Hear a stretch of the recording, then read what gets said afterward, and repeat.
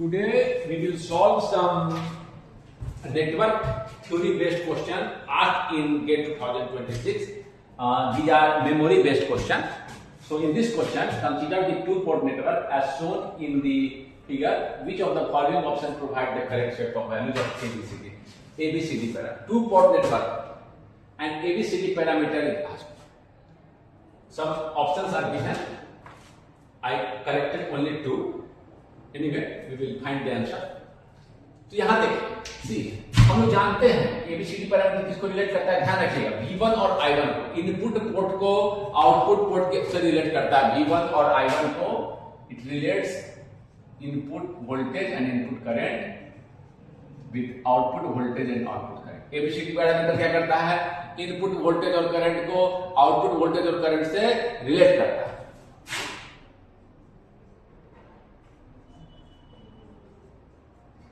इस तरह से अब इसे हम बहुत तरीके से सॉल्व कर सकते हैं। अभी हम एक तरीका जो साफ साफ दिखने वाला तरीका है, ए निकालना है तो ए क्या होगा, V1 by V2 keeping I2 equal to 0।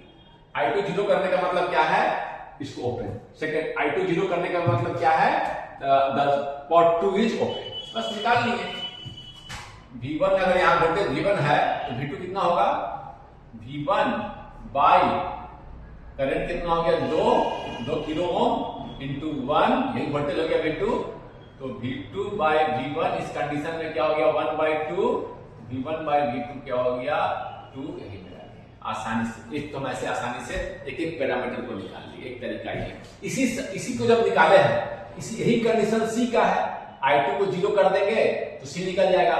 I2 0 का मतलब इट शुड ओपन दिस, तो इसको 0 कर दिए तो हम C निकाल, इसी कंडीशन में हम C निकाल दे रहे हैं। C इक्वल टू क्या होगा, I1 by V2 keeping I2 equal to 0। देखिए I1 और V2 का रेशियो है। V2 यही वोल्टेज, V2 का वोल्टेज क्या है, दिस इज V2 वोल्टेज, यही वोल्टेज V2 है। इधर कोई करंट नहीं जा रहा है, ओपन है, यही वोल्टेज है। तो निकाल लेते। अगर इधर का करंट I1 है, इधर का करंट I1 है, तो V2 कितना हो जाएगा, V2 और I1 में रिलेट करना है, कर देते हैं। I1 इंटू 1 के, तो क्या करना है, I1 बाय V2 कितना हो जाएगा, 1/1 माइनस। देखिए आसानी से हम आंसर तक पहुंचते चले जाएं। एक तरीका तो ये है, एक एक चीज को आप निकालते चले जाएं, एक एक चीज को आप इसी तरह से D निकाल लें, समझ गए। इसी तरह से मान लीजिए आपको D निकालना है, करंट का रेशियो D के बाद। देखिए D निकाल लेते हैं। I1 bye I2 V2 is कर दीजिए, माइनस करंट के डायरेक्शन को निकालना है, लगा सकते हैं। D इज कर के V2 को 0 कर देंगे, माइनस केवल करंट के डायरेक्शन को बता रहा है।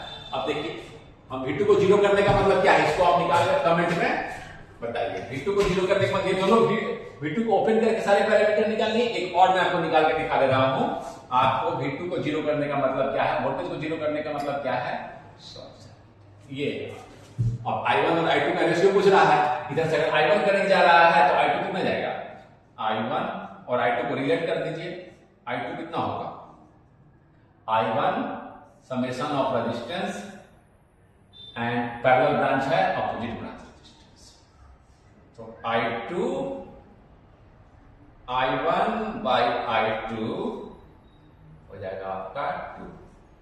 D कितना हो गया, देखिए बात को। इसी तरह हम लोग आसानी से एक तरीका तो ये है, हर एक को निकालते चले गए। एक तरीका ये है और आंसर तक हम लोग पहुंच चुके हैं। एक और चीज मैं यहां बताना चाहूंगा। दूसरी बात कोई देखता कि this is just all the components of this circuit is resistance only passive network, passive component is there, so this network is going to satisfy the condition of symmetrical. ये सिमेट्रिकल भी है और ये रेसिप्रोकल भी है। AD minus BC is condition. ये देखते अगर हम तो A इंटू D 2 इंटू 2 4 और BC 3 इंटू 1 3 इंटू 3 और क्यू 3 माइनस 3। ये condition A is equal to D होते जा रहा है, सिमेट्रिकल है, रेसिप्रोकल है, ऐसे भी देख सकते थे। तीसरा पे अगर क्या देखता है, बिल्कुल ही आसान क्वेश्चन है, इसको लिख लिया, एक एक वैल्यू को आप सॉल्व कर लिए हैं। एक चीज में और यहां मैं चाहूंगा कि एक और चीज कोई बच्चा सोच सकता था। वह सोचता कि ये है V1 I1 ABCD parameter input voltage current को आउटपुट वोल्टेज करंट से रिलेट करता है। हाँ ठीक है, लिख देता। अब सोचता कि इसी तरह से अगर हम इक्वेशन लिख दें तो डायरेक्ट एबीसीडी मिल सकता है, तो वो क्या करता, चलो लिख देते हैं। V1 equal to I1 into 1K plus I1 plus I2 into 1 ये करता, और वो लिख देता I1 1K I1 1K, ये आपका लिख देता कि वो 2K I1 plus 2K I1 plus I2 into के में लिख रहा हूं 1K, के में ध्यान रखना हूं, के भूल ना जाए। I2 इंटू 1K लिख दे रहा 1 इंटू 10 के पावर क्यूब को सीधे 1K, समझे बात को, ये वो लिख देता है 2K 2 इंटू 10 के पावर क्यूब 1 इंटू 10 के पावर क्यूब। अब वो देखता है सर V1 I1 है I2 है, अरे यहाँ पर V2 है यहाँ पर I1 है, चलो नहीं तो कंपेयर करके अगर ऐसा नहीं आ जाता तो कंपेयर करके वो I1 I2 लिख देता है, चलो कोई बात नहीं V2 लिख देते हैं। V2 क्या है, इधर से लिखते हैं I2 इंटू 1 के मैं बार बार लिख रहा हूँ ताकि ध्यान रखें कि ये है, नहीं तो आप छोड़ भी सकते हैं, आपको ध्यान में रखना है। I1 plus I2 into 1K I1 के इंटू 1K मैं 1K बार बार लिख रहा हूं ताकि आप ध्यान में रखें, प्लस 2I2 के लिए सीधे ऐसे लिख देता हूं 2K I2, ठीक है होता I2 प्लस I2 2K। अब वो देखता आया जी I1 है I2 है सब है, लेकिन यहाँ I1 इधर है, चलो कर देते हैं I1 इज इक्वल टू, इसको इधर कर देते हैं I1 इंटू 1K मल्टीप्लाई में है इज इक्वल टू, इसको इधर कर देते हैं V2 minus 2K into I2, वाह, यानी कि I1 is equal to V2 by 1K minus 2K by 1K, वाह, I1 C D, ये C है, इसका कोएफिशिएंट C है, दैट इज C कितना हो गया जी 1K क्या हो गया 1 इंटू 10 के power minus 3 V2 minus 2 I2 V2 I2, ये आपका आ गया C और ये आ गया D। ऐसे कर वो C और D लिख दिया होता, ऐसे करके वो क्या किया होता C और D लिख दिया होता, ये आपका C आ गया है 1 10 का माइनस 3 और D आ गया, ये आप करके लिख दिए होते। अब देखिए अब एबीसीडी पैरामीटर मालूम करना है, मुझे मालूम चल गया I1 इक्वल टू क्या है, I1 है आपका V आपका 1 इंटू 10 के power minus 3 into V2 minus 2 into 9, ठीक है। अब देखिए V1 में, देखिए V1 में क्या आया था I1 और I2 आया था, I1 और क्या चाहिए था मुझे V2 चाहिए था, तो इसको केवल I1 को यहां से हटा दें, I1 को हटा देता आपका V2 में रिलेशन आ जाता, इसको हटा कर आप बनाइए I1 को। अब देखिए सारा B और C मालूम करना, A और B मालूम करना है, तो देखिए इसमें क्या दिक्कत आ गया था, पहला इक्वेशन जब दिक्कत है तो I1 और I2 में रिलेशन आ गया और मुझे क्या चाहिए V2 और I2, तो I2 जो I1 जो मुझे यहां से निकला है, I1 जो यहां से निकला है इसको यहां पुट कर देंगे, अगर हम इसको यहां पुट कर देंगे I1 की जगह पे तो रिलेशन किसमें बन जाएगा V2 और I2 में, V2 और I2 में। ये कर आप सॉल्व करके कमेंट में लिखिए, समझ गए बात को। अब हम इस क्वेश्चन को देखते हैं, ये आपका दे रखा है, इसका given circuit L 1 micro Henry C 1 microfarad, the phasor diagram for IC and IL is also shown, given that the phase theta 1 plus theta 2 is 90 degree at a frequency of this, what is the nearest value of RL and R? ये voltage source को ये दे रखा represent किया है 20, ठीक है, कोई दिक्कत नहीं है, ठीक है। अब देखिए फेजर में आप पढ़े होंगे, देखिए ये इसका एक एंगल, ये देखिए थीटा 1 है, थीटा 1 यहाँ फेजर दिखाया है, IC ये करंट IC है, ये अच्छा ये IC है, थीटा 1 बना रहा है, ठीक है। ये करंट IL है, वोल्टेज से थीटा 2 बना रहा है, देखिए करंट लैग कर रहा है, करंट लीड कर रहा है, थीटा 1 से कलेक्टर का करंट और IL ये इंडक्टिव ब्रांच वाला करंट ये आपको दिखा, ये L है, ये C।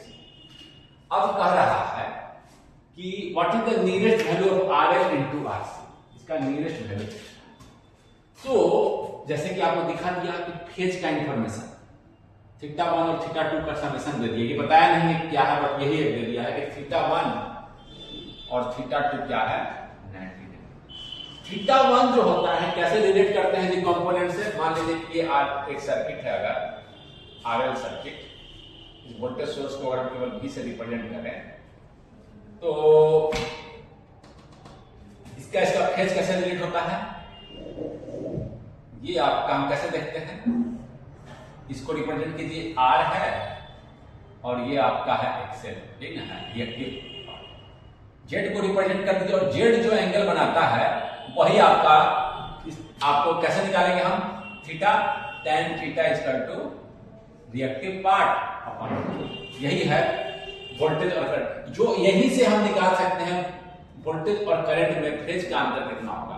कंपोनेंट से कैसे रिलेट करेंगे, due to this reactive part है, तो ये क्या लाएगा j omega L। Reactive part क्या करता है, फेज का चेंज लाएगा, वोल्टेज और करंट में फेज का डिफरेंस लाएगा, और इसी पर वो डिपेंड करेगा Z पर। तो Z से जो आप फेज का थीटा निकालते हैं वही थीटा फेज का डिफरेंस होने वाला है वोल्टेज और करंट, ठीक है। तो आपको ये दे रखा है, तो यानी कि हमको कंपोनेंट इसका वैल्यू पूछ रहा है तो हम उससे रिलेट कर देते हैं, यानी कि tan θ1 क्या होगा जी, tan θ1 ये है आपका कैपिटल वाले ब्रांच में XC reactance part upon projective part, ठीक ना होगा, यानी कि आपका आ गया ओमेगा, ये आपका आ गया देते हैं 1/j ओमेगा, केवल आपको ये लिखना है, वो देख लिए है imaginary part upon imaginary part, केवल ओमेगा C और ये हो गया, ये हुआ, ठीक है ना। ये वाला पार्ट, ये इमेजिनरी एक्सिस वाला part upon real part, imaginary part कितना है 1/ओमेगा C। tan θ2 कितना होता है जी, ओमेगा L अपॉन ये आपका इसका नाम दे दिया है RC, तो ये RC, यही ना होगा, ये दोनों मुझे मत, अगर इस दोनों को हम रिलेट कर दिए और ये रिलेट करने के लिए ये दे रखा है θ1 + θ2 इज 90 डिग्री, ये दे रखा है, और हमें इसको यहीं से रिलेशन निकालना है, RL और RC में रिलेशन निकालना है। हम आ जाते हैं यहां पर, हम आ जाते हैं θ1 + θ2 दे रखा है, θ1 + θ2, इसी समीकरण का मुझे यूज करना होगा, we have to use this equation and in this form, excel RL and RC के फॉर्म में अगर हम यूज कर दें तो हम लोग निकाल सकते हैं, ठीक है। हम लोग tan ले लेते हैं इसका, tan θ1 + tan θ2 equal to tan 90 क्या होता है इन्फिनिटी, यही इक्वेशन दिए हुए हैं मुझे, और ये मुझे मालूम है θ1 और θ2 के tan θ1 और tan θ2 मालूम है, RL RC को रिलेट करना है, RL RC को रिलेट करना है, तो हम क्या कर सकते हैं, tan A + B क्या होता है, बहुत इंपॉर्टेंट फॉर्मूला है, इसको याद रखिएगा।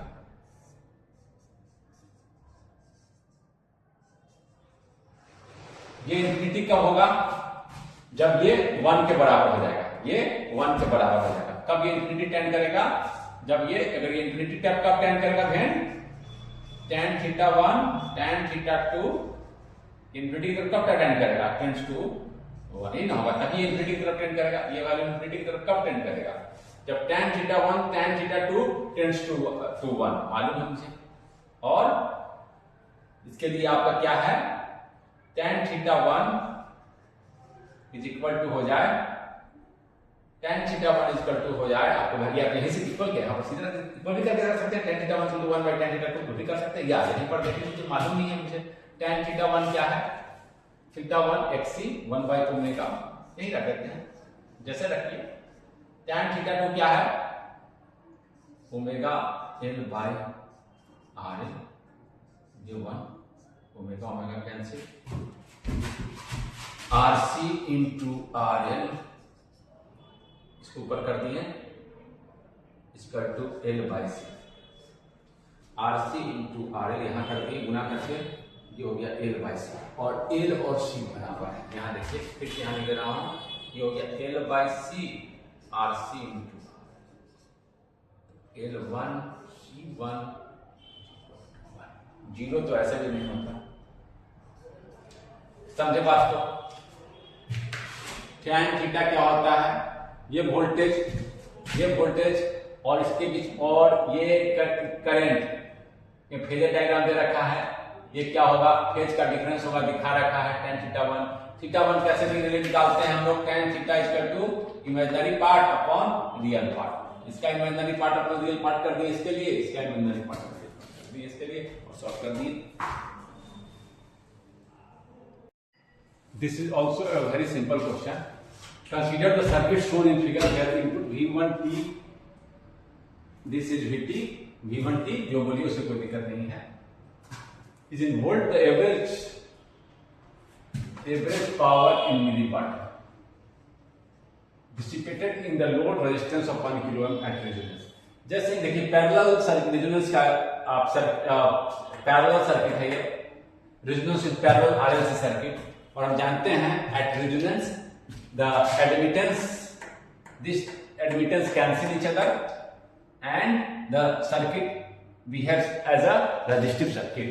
तो पावर डिसिपेशन जो होगा केवल आपका इसमें होगा, 1 किलो ओम में कंसीडर करेंगे हम। एट द रेजिस्टेंस क्या होता है पावर जी, एवरेज पावर क्या होता है IRMS into R, ये ना होता है, ठीक है। IRMS 12/2, IRMS Vm/2 square into 1 के बराबर है 44 से बाई 2 इंटू 1 के, 72 मिलीवाट।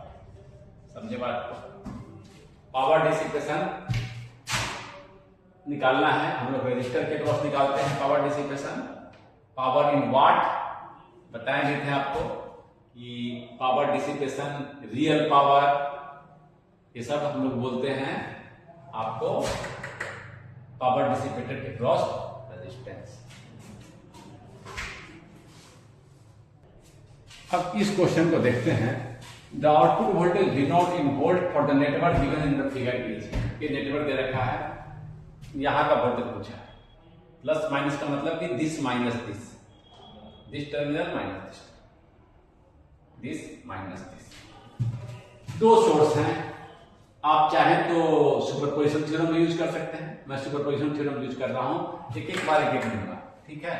तो जब मैं 1 मिली एम्पियर को लेता हूं तो इसको क्या कर दूंगा मैं, देखिए इसी में कर रहा हूं, आप देख सकते हैं, इसको क्या मान लूंगा मैं, वोल्टेज सोर्स शॉर्ट। ये देखिए, अब देखिए यहाँ का वोल्टेज मुझे निकालना है। अब देखिए कैसा बन गया, एक तरह से ये देखिए, ये दोनों एक दोनों पैरेलल और फिर एक दोनों पैरेलल हो गया। चलो यहीं पर शॉर्ट करके देखिए, दिखा देते हैं आपको, विजुअलाइज कर पा रहे हैं आप, पैरेलल और पैरेलल। ये 1 के पैरेलल कितना हो गया, हाफ, ये 1 के हाफ, यानी कि दोनों सीरीज में है, यानी कि 1 के कितना करंट जा रहा है आपका, ये 1 के, और सॉरी करंट तो जा रहा है आपका 1 मिली एम्पियर, यही करंट जा रहा है पूरे रेजिस्टेंस को, इक्विवेलेंट रेजिस्टेंस निकाल लिया मैंने इस कंडीशन में। पूरा यहाँ के बीच इक्विवेलेंट रेजिस्टेंस क्या हो गया, 1 मिली एम्पियर जा रहा है, तो यहाँ का वोल्टेज कितना हो गया, V0 दिस केस में कंसीडरिंग ओनली 1 मिली एम्पियर, इस फर्स्ट केस में कितना हो गया आपका 1 मिली एम्पियर इंटू 1 के 1।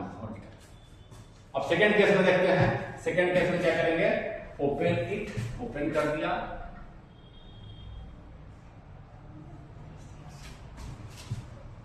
ये देखिए,